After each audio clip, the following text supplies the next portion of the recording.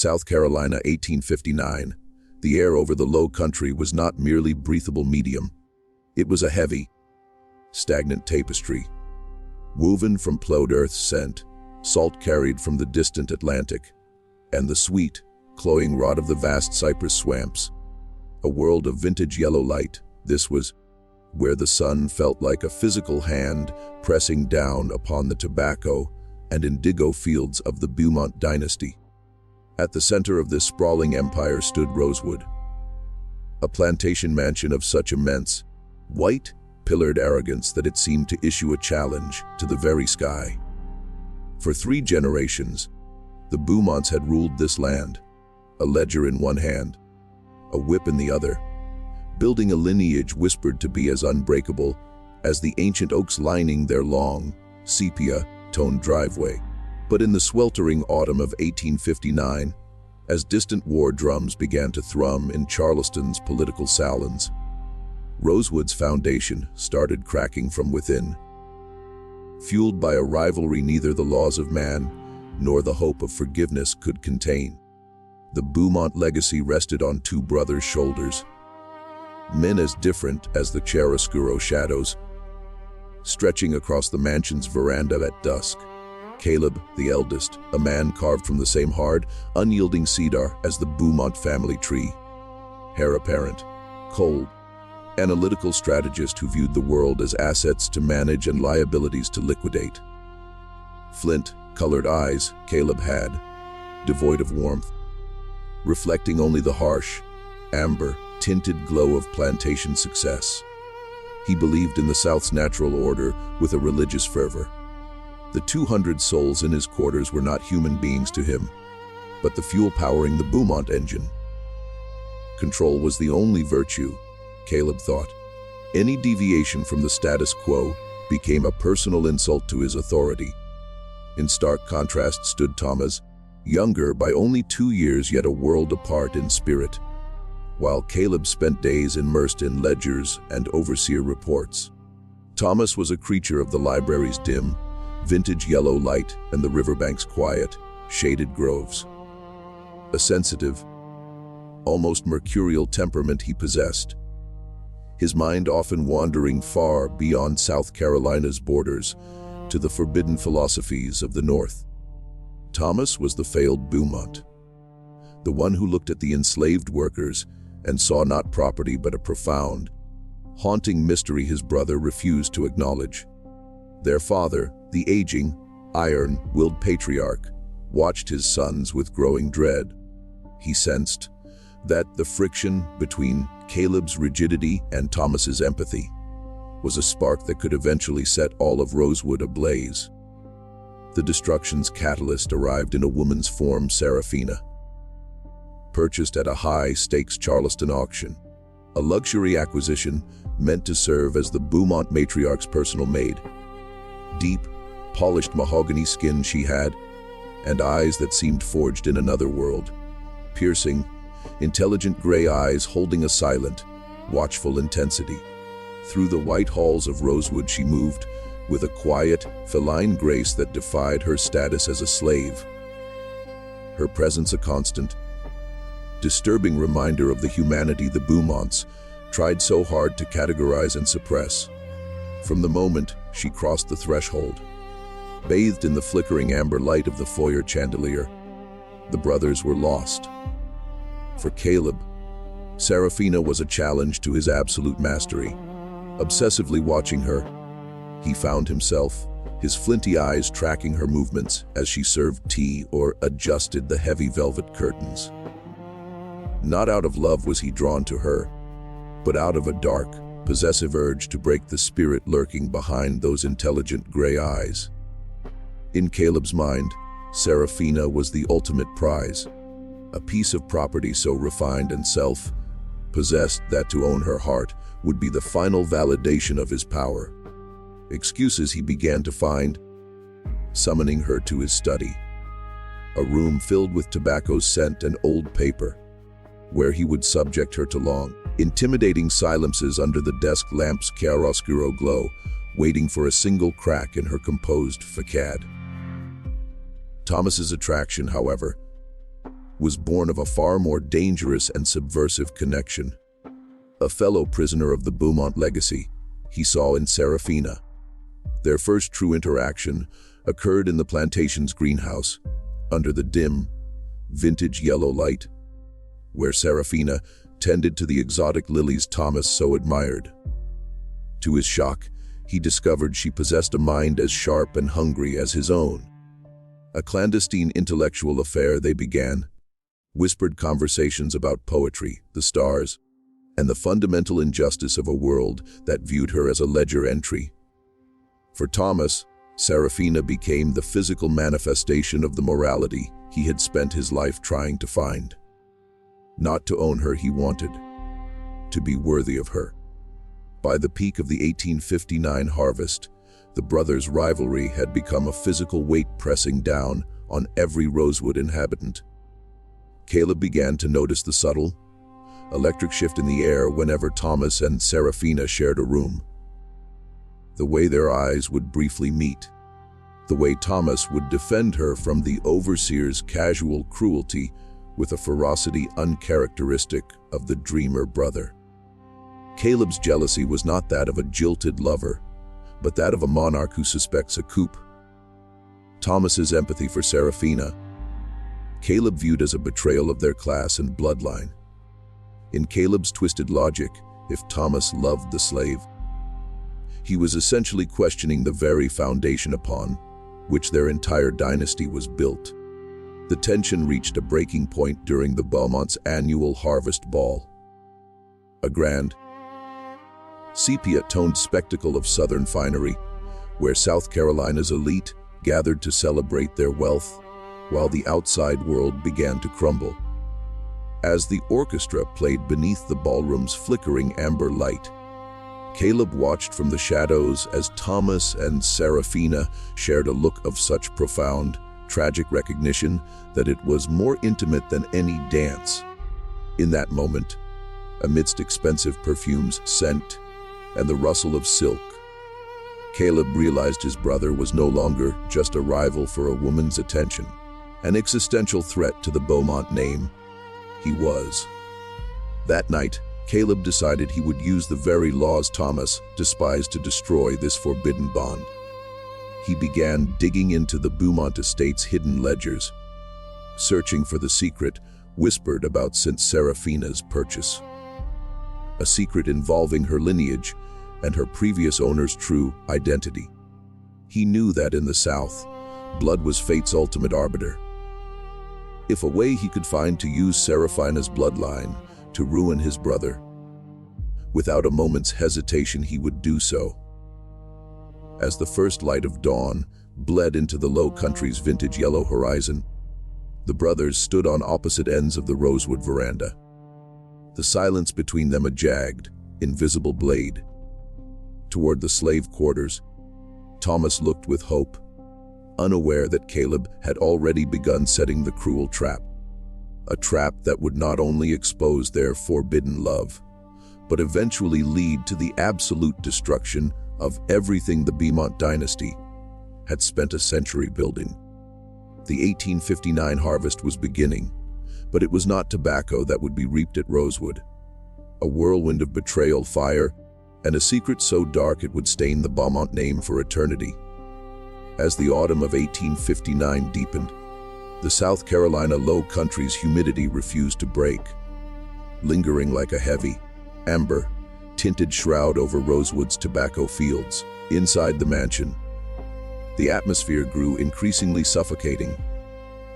A silent battlefield where the two Beaumont brothers moved like ghosts through their ancestral home's chiaroscuro shadows, while the plantation's daily rhythms remained unchanged. The overseer's whip cracking rhythmically, the field hands low, mournful songs. The dynasty's internal foundation began to rot. No longer did Caleb and Thomas share meals in silence. In a state of active, vibrating hostility, they shared them. Their father's presence at the table's head, the only thing preventing an outright explosion of violence. For Thomas, the world had become a series of stolen, feverish moments in the plantation's hidden corners, dim, vintage yellow light. Far beyond the library's intellectual curiosity had his connection with Seraphina evolved.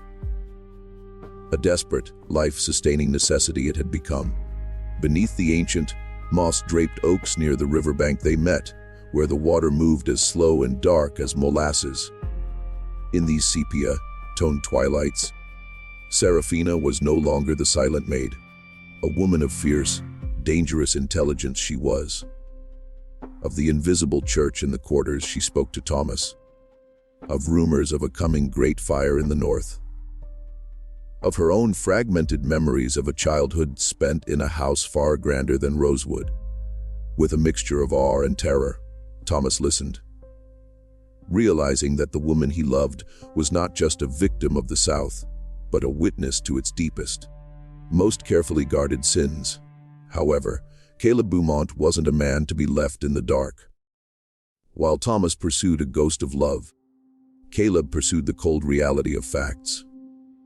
Suspicious of the strange, electric energy between his brother and the slave, Caleb retreated into the family archive's chiaroscuro depths. A windowless room filled with decaying leather scent and the vintage, yellow dust of a century's worth of secrets.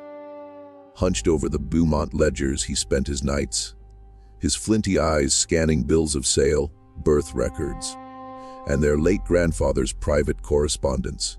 Not just looking for an excuse to punish Seraphina, was Caleb. A way to break Thomas's spirit he was looking for, by proving that his noble empathy was actually a descent into madness. The discovery came on a night when the wind howled through the cypress trees.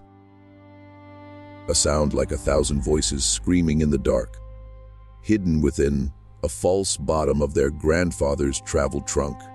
Caleb found a packet of letters wrapped in stained silk. As he read them by a single candle's flickering amber light, his blood turned to ice. A forbidden liaison from 30 years prior, the letters detailed. A relationship between the previous patriarch Beaumont and an enslaved woman of remarkable beauty and intellect. More importantly, a detailed description they contained of a child born of that union. A child with mahogany skin and piercing, brilliant gray eyes. A child sold away to Charleston to hide the family's shame. The secret was out. Not merely a slave purchased at auction was Seraphina. A Beaumont she was. The brothers' own aunt. A woman of their own blood, who had been reclaimed by the ledger as a piece of property. For a man like Caleb, this revelation was both a horror and a perfect weapon. By his own ancestors, the natural order he worshipped had been violated, and now, an even greater sin his brother was committing by falling in love with his own kin. A surge of dark, amber-tinted triumph Caleb felt. He realized he didn't need to sell Seraphina to destroy Thomas. Just reveal the truth in a way that would make Thomas's love feel like a poison. Caleb's first move was one of subtle sabotage, not confronting Thomas directly. Instead, poisoning the well with their father, he began. One evening, as the three men sat in the library, bathed in the hearth's moody chiaroscuro glow, Caleb leaned back and spoke in a voice as smooth as silk. "Father, I am concerned about Thomas. More time he spends in the stables and the riverbank than in the fields. The housemaid, Seraphina, the overseer says he has been seen talking to, as if she were an equal, the patriarch, a man whose face was a map of sepia, toned scars and rigid tradition, looked at Thomas with a cold, terrifying intensity. Is this true? Thomas, have you forgotten the dignity of your name?" Caught in the flickering amber light, Thomas felt the trap closing around him. "Nothing have I forgotten, Father. Only that the Beaumont name isn't a license for cruelty." "Cruelty?" Caleb interjected with a hollow laugh. "So blinded by your empathy you are, Thomas, that you cannot see the danger. With fire you are playing, and to the ground you are going to burn Rosewood." The reprimand that followed was swift and brutal. Forbade Thomas from speaking to Seraphina, the patriarch did. and ordered her moved from the main house to the harsh, sun-baked labor of the tobacco sheds. A calculated move to educate the slave and discipline the son. As Serafina was led away in the following morning's harsh, vintage yellow glare, Thomas watched from the veranda, his heart fracturing with every step she took. The smirk on Caleb's face he did not see. A look of cold, chiaroscuro satisfaction mirroring the darkness in the family ledgers. But Thomas was not broken. Radicalized he was. That night, out of the mansion he slipped and made his way to the tobacco sheds. His shadow a long, amber, tinted streak across the dirt. Huddled in the corner of a drafty wooden building he found Serafina, the scent of dried leaf thick and suffocating. When she saw him, her gray eyes didn't hold tears. A cold, incandescent fury they held. "They know Thomas," she whispered, her voice a thread of steel in the dark. "In the trunks Caleb has been. The papers he has seen." "What papers, Serafina?" Thomas asked, kneeling beside her in a stolen lantern's dim yellow light. "The papers that say I am a Beaumont," she said, her words hitting the room like a thunderclap. "The papers that prove this house is built on my blood just as much as yours." In a stunned, chiaroscuro silence Thomas sat, the secret's reality washing over him. The woman he loved was his family, not just in spirit, but in the very DNA that Caleb so fiercely protected. In that moment, the brothers' rivalry stopped being about a woman. A struggle for the South's very soul it became. If Serafina was a Beaumont, then Rosewood's entire institution of slavery was a lie. Not just at separating them would Caleb stop, Thomas realized. To save the dynasty, the secret he would eventually have to kill. As the moon hung like a pale, sepia-toned eye over the low country, Thomas took Serafina's hand. "Leave we have to before Caleb brings the law down on us both." "Already here the law is, Thomas," Serafina replied, looking toward the mansion where a single, flickering amber light burned in Caleb's window. "And for 100 years it has been waiting for us." From the high balcony of Rosewood, Caleb watched, gripping the silver-handled whip his father had given him. Together they were, he knew, wanted them to be he had. For the perfect moment to strike he was waiting. To use the secret's cruel trap to force Thomas into a choice. His family's honor or a slave woman's life. Indeed, being destroyed the dynasty was, but not by Thomas's love. By the very blood the Beaumonts had shed, and then tried to deny it was being dismantled. The 1859 harvest was drawing near, and at Rosewood, the air was thick with fire's scent and the coming of the end. The air at Rosewood had reached a boiling point by mid-October 1859, a heavy, electric stillness preceding the low country's violent autumn storms. In full swing the tobacco harvest was, a frantic, sun-drenched labor that turned the fields into a sea of vintage yellow stalks swaying under a merciless sun. But inside the Beaumont mansion's cool, marble-floored hallways, the temperature was dropping into a sub-zero state of psychological warfare. The last 48 hours Caleb Beaumont had spent in a state of icy, chiaroscuro focus, meticulously preparing his trial of blood. A final reckoning that would either preserve the Beaumont dynasty or burn it to the ground. Through the house he moved with a predatory grace, the silver-handled whip never far from his reach, his mind a cold ledger of the debts Thomas and Serafina now owed to the family name. In the patriarch's private study the confrontation was staged. A room where the walls were lined with heavy leather, bound volumes of a century's worth of Southern law and Beaumont history. A moody amber, tinted glow the light in the room was, filtered through heavy velvet curtains that blocked out the field's agonizing labor outside. By the fireplace Caleb stood, his silhouette a jagged tear in the chiaroscuro shadows, while their father sat in his high-backed chair, his face a sepia-toned mask of exhaustion and fading authority.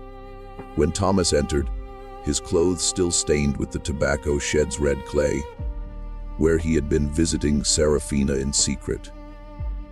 The room's atmosphere turned brittle. "Sit down, Thomas," the patriarch commanded, his voice a low, rhythmic rumble like dry earth shifting. "A matter of constitutional importance, Caleb, has brought to my attention." For his brother to speak, Caleb did not wait. Into the inner pocket of his coat he reached and produced the letters he had stolen from the grandfather's trunk. On the mahogany desk, he laid them with the clinical precision of a surgeon displaying a tumor. "Thomas believes he is a man of conscience," Caleb began, his voice dripping with a calculated vintage yellow venom. "A noble rebellion against our traditions. He believes his love for Serafina is, but not a rebel is Thomas. Of a biological trap, he is a victim." To the letters Caleb pointed. "Read them, father. Your own father's confessions these are. Not just a maid is Serafina. Of our grandfather and a woman he owned, she is the daughter. The Beaumont gray eyes she carries because a Beaumont she is." The silence that followed was absolute, broken only by the grandfather clock's rhythmic ticking and the distant, muffled sound of the harvest song. As the old man scanned the letters, his hands trembled, his eyes widening as the flickering amber light revealed the truth he had spent decades pretending didn't exist. That his own family had sold their own flesh and blood, and that his youngest son was now entangled with his own aunt. A moral blow that shattered the old man's world. Frozen stood Thomas, the room's chiaroscuro shadows seeming to lengthen and twist around him. He had known the secret, but hearing Caleb weaponize it in this cold, legalistic way turned his love into a grotesque crime in the eyes of the law. "Does it matter, Caleb?" Thomas finally whispered, his voice cracking with desperation. "If she is our blood, does that not make our crime of enslaving her even greater? Does it not prove that the natural order you worship is a lie? It proves that a degenerate you are." "Thomas," Caleb hissed, stepping forward into the dim yellow light. "An insult to our name your empathy is. Clear the law is. The mother's condition a child follows. A slave she is, regardless of who sired her. And you, a stain upon this house you have brought that only fire can cleanse." In a desperate, reckless move, a heavy velvet bag of gold coins, his entire personal inheritance, Thomas threw onto the desk. "Buy her I want to, father. North I will take her. Renounce my name, my lands, everything. Just let me take her away from this house of ghosts." A short, bark-like laugh that held no humor Caleb let out. "With a bag of gold you think you can purchase the family's honor? To walk away with the one piece of evidence that could ruin our standing in Charleston, you think I would let you?" To the patriarch Caleb turned, his eyes burning with a cold, amber-tinted fire. "Father, if this secret gets out, finished we are. A laughingstock the Beaumonts will be, or worse, outcasts. Now we must deal with this. To the deep south Serafina must be sold, to New Orleans, where she will never be heard from again. And Thomas, to Rosewood confined Thomas must be, until his senses he regains." The patriarch looked between his two sons, the cold strategist and the broken lover. And for the first time, the death of his dynasty he saw, a future he did not see. Only a sepia-toned ruin. "Right, Caleb is," the old man whispered, his voice sounding like crumbling stone. The secret must. Galt, prepare the transport." The mention of Galt, the brutal overseer, snapped Thomas's restraint. For the letters he lunged. But faster Caleb was, catching Thomas by the throat and slamming him against the mahogany bookshelf. Once playmates in their youth's vintage yellow fields, the brothers were now locked in a visceral, life or death struggle in the study's chiaroscuro depths. Caleb's strength, born of years riding the fields and asserting dominance, overwhelmed Thomas's frantic energy. To the floor Thomas he pinned, his face a mask of predatory satisfaction. Always the weak one you were, Thomas, Caleb whispered, his breath hot against his brother's ear. That love could change the law, you thought.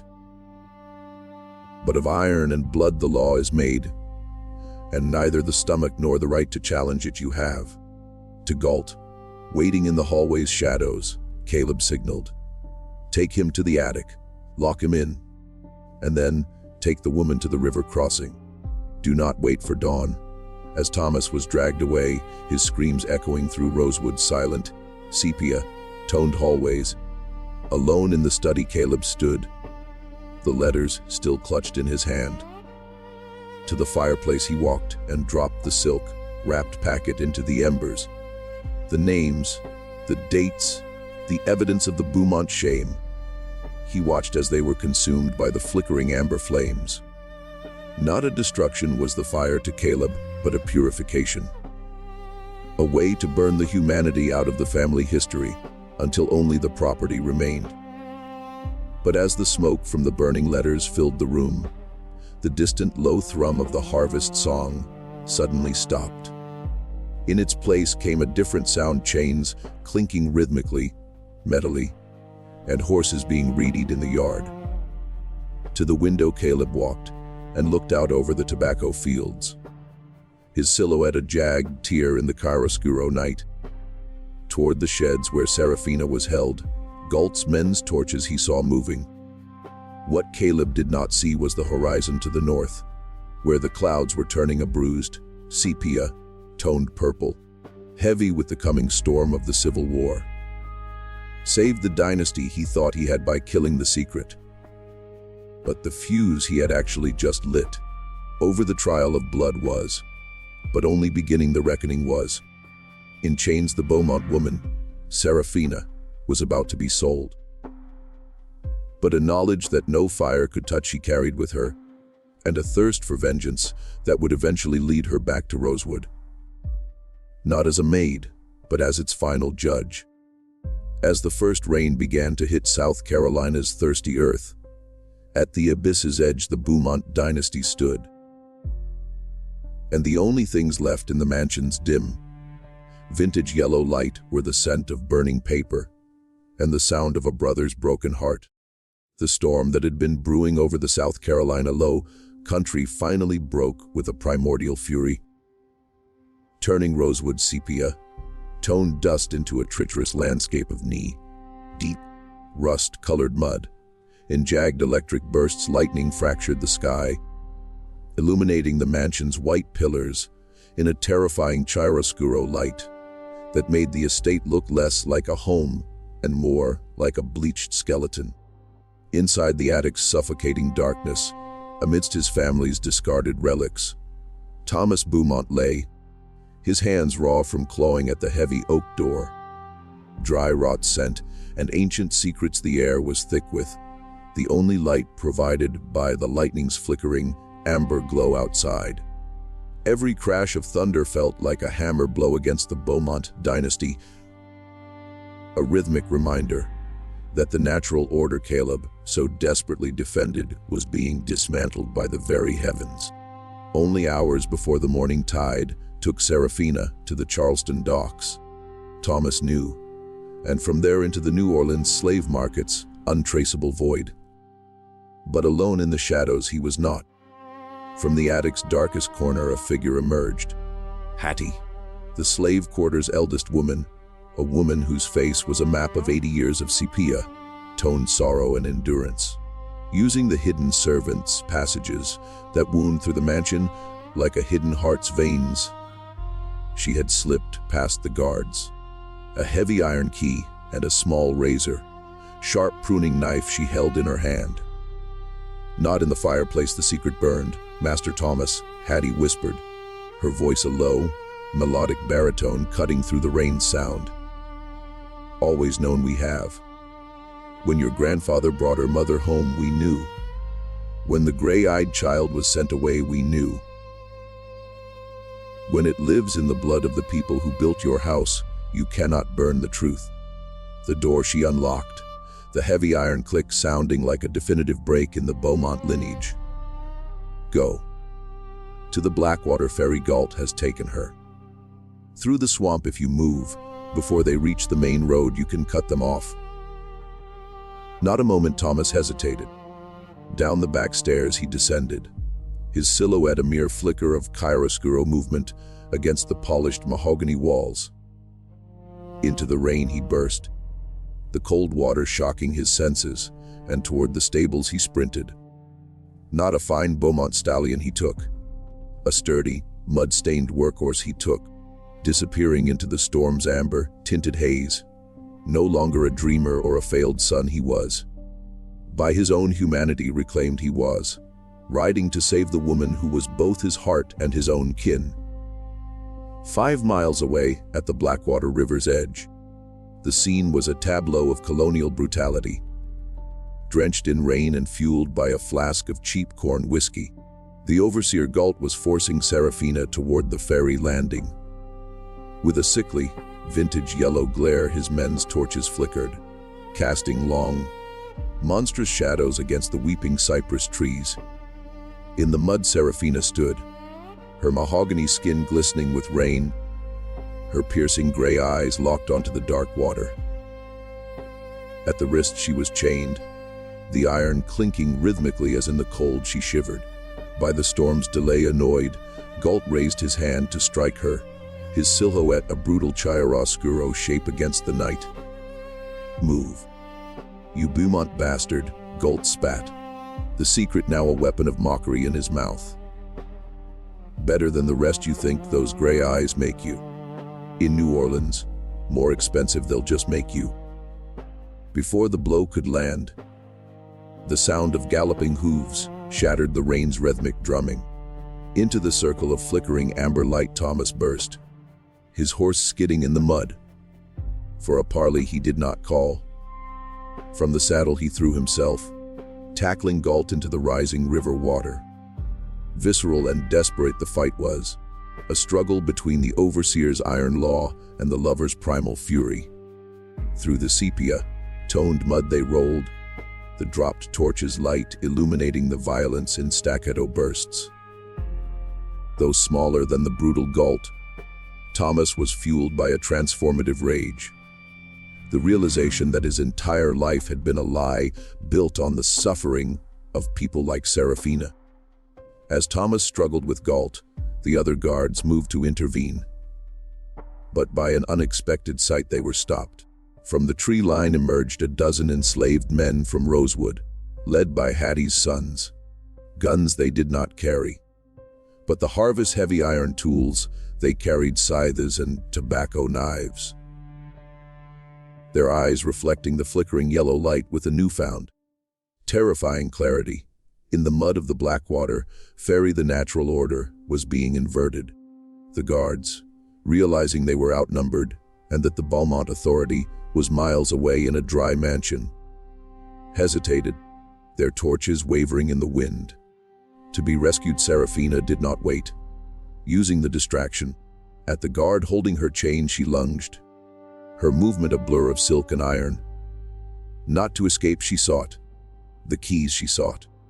In the chiaroscuro chaos, the iron ring from the guard's belt she managed to snatch, her hand steady despite the cold. Her own shackles she unlocked, the iron falling into the mud with a sound that felt like the first shot of a revolution. Against a cypress root Thomas finally pinned Galt. The pruning knife Hattie had given him pressed against the overseer's throat.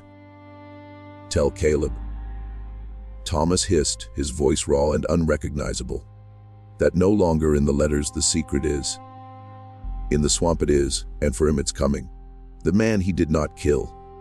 Into the river's dark, swirling current he threw him, watching as Galt was swept away into the amber, tinted shadows. To Serafina Thomas turned, his breath coming in ragged gasps. In the center of the flickering yellow light they stood, two Beaumonts of different worlds, united by a bloodline that was supposed to be their cage. "Ready the ferry is," Thomas said, pointing to the flat-bottomed boat. "By dawn in Charleston we can be, people there are, abolitionists. Who can hide us? North we can go. Not far enough north is Thomas." Serafina looked at him, her gray eyes reflecting the torch's fire and the storm's lightning. Stop, Caleb will not. Live the secret he cannot let. As long as Rosewood stands, never truly free we are.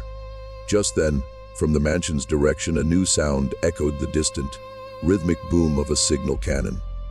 The alarm it was. The empty attic Caleb had discovered. No longer a secret the hunt was. An all-out war it was. In the distance, dozens of torches flickering amber glow they could see moving toward the river. With the full weight of the local militia, Caleb was coming. Not yet, north we go, Serafina whispered, her voice a thread of unbreakable steel. Back we go. What your grandfather started we finish. The ledger we burn, Thomas. All of it. At the woman he loved, Thomas looked. Then back toward the mansion where his brother, the cold strategist, was even now orchestrating their deaths. No longer a victim of his own name he could be, he realized. Serafina's hand he took, their fingers interlocking in the chiaroscuro night, and from the ferry they turned away. Not running they were. To Rosewood they were returning, to claim their inheritance of fire. The cruel trap Caleb had set to destroy them had, instead, forged a weapon he could never have anticipated. The alliance of blood and bondage destined to turn the Beaumont dynasty's vintage yellow halls into a funeral pyre. As the storm reached its zenith, iron and smoke the air over South Carolina tasted of, and the secret that had destroyed a dynasty was about to become the light that led them out of the dark. With the dignity of a sunset, the Beaumont dynasty's final night did not arrive. With the roar of a hurricane and 1,000 vintage, yellow torches incandescent flicker, it arrived. As Thomas and Serafina led the silent, mud-stained procession back toward the mansion, on the horizon Rosewood appeared like a ghost ship lost in a sea of sepia-toned rain. Once symbols of an unbreakable southern order, the white pillars now looked like a dying beast's bleached ribs under the lightning's erratic flashes. Inside the grand ballroom, alone Caleb Beaumont stood, surrounded by the opulence that had defined his family's existence for a century. In the crystal chandelier's dim, flickering amber light he was bathed. A glass of dark brandy in one hand and the silver-handled whip in the other. A man who still believed he could command the wind to stop. Suffocating chiaroscuro shadows, the ballroom's atmosphere was. To flee or hide, Caleb had ordered the house servants, his pride refusing to allow anyone to witness his authority's final unraveling. The heavy oak doors he watched, his flinty eyes reflecting the hearth's amber, tinted glow, waiting for the brother he had tried to bury in the attic. Not long he had to wait. Not opened the doors were, by a force the Beaumont ledgers had never accounted, for they were thrown wide. The collective will of the people who had built the very walls that now imprisoned him. Into the ballroom Thomas and Serafina stepped, drenched and shivering, their silhouettes sharp, against the hallway's vintage yellow light behind them. Not by an army of soldiers they were followed, but by a wall of silent men and women from the quarters. In staccato bursts of lightning their faces illuminated. Inverted the social hierarchy of South Carolina had been. The judge was now the property, and the specimen was the master. Over it is Caleb, Thomas said, his voice carrying a quiet, devastating authority that surpassed anything their father had ever possessed. No longer yours to keep the secret is. The blood you tried to burn in the fireplace is standing right in front of you. Caleb did not move. At Serafina he looked, his gaze lingering on her piercing gray eyes, the Beaumont eyes. And a slow, twisted smile touched his lips. Freedom you think this is, Thomas. What she is in the eyes of the law, you think burning this house will change. The whip he raised, the leather trailing on the polished mahogany floor like a serpent. A debt that hasn't been settled she is. And you, a traitor to the very blood that gives you the right to stand in this room you are. Not rights the blood gives me, Caleb. Responsibilities it gives me. Into the chiaroscuro depths of the room Thomas stepped forward. Not a duel of swords the final confrontation was. Of two irreconcilable worlds a collision it was. At his brother Caleb lunged with a desperate, animalistic fury. Through the amber, tinted air the silver, handled whip whistling. For a past that was already gone he was fighting. For a future that hadn't yet been born Thomas was fighting. Into a table of fine French porcelain they crashed. Like gunfire through the silent mansion, the sound of shattering glass echoed.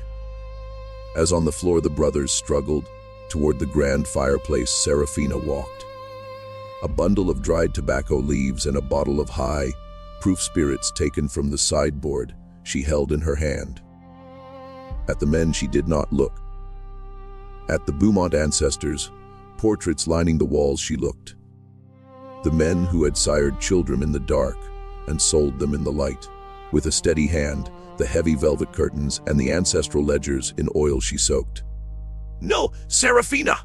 Caleb screamed, momentarily pinning Thomas to the floor. At him she looked, her face a mask of sepia-toned stone. "Burn the secret you wanted to, Caleb. Just finishing the job I am." A flickering amber torch onto the soaked fabric she dropped. Not just catch the fire did, explode it did.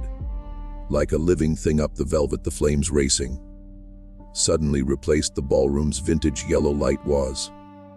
By a violent, roaring orange that cast dancing, monstrous shadows across the ceiling.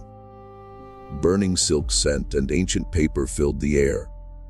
A scent Thomas would later describe as the smell of the South soul being cauterized. Thomas Caleb let go of. His eyes wide with a visceral horror as he watched his dynasty's temple begin to melt. Toward the ledgers he scrambled, trying to save the records of his wealth. But too intense the heat was. Under the storm's weight and the fire's hunger the roof began to groan. "Leave him, Thomas," Seraphina called out, her voice rising above the flame's roar. At his brother Thomas looked, a man trying to save pieces of paper while the world burned around him. A momentary flash of pity he felt, a final echo of the dreamer he used to be. Then Seraphina's hand on his arm he felt. On Caleb and the burning ballroom his back he turned. With Seraphina and the others out into the rain he walked. On the lawn they stood, as Rosewood became a towering pillar of fire. For 20 miles across the low country visible a lighthouse of ruin. Crumbled the white pillars. Into the ash crashed the crystal chandeliers. And finally, irrevocably, in a funeral pyre of pride the Beaumont secret was laid to rest. Never seen again Caleb was. Some said trying to save the family safe he died. Others whispered that into the swamp he walked. A man who couldn't exist in a world without his ledgers. By the time the next morning sun rose over the sepia-toned horizon, nothing but a blackened skeleton of brick and ash rosewood was. Already the coast Thomas and Seraphina had reached, aided by the invisible church's secret network that Seraphina had known so well. A small schooner bound for Philadelphia they boarded. The gray-eyed woman and the man who had renounced his name, into the mists of history disappearing, just as the first shots at Fort Sumter were fired. Not with a victory, the Beaumont dynasty's documentary ends. With a warning. The secret that destroyed them was not Seraphina's blood. The lie that blood could ever be property it was. Today a ruined Rosewood remains. A place where the wind through the cypress trees still sounds like a burning ledger's rustle. Never caught Thomas and Seraphina were. Said their descendants are to still carry the Beaumont's piercing gray eyes.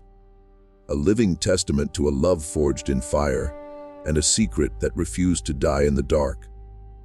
As the past's vintage, yellow light fades into the present's reality, as a haunting reminder the story of Rosewood stands. When on chains a dynasty is built, the only thing that can truly set it free is the very truth it tried so hard to burn.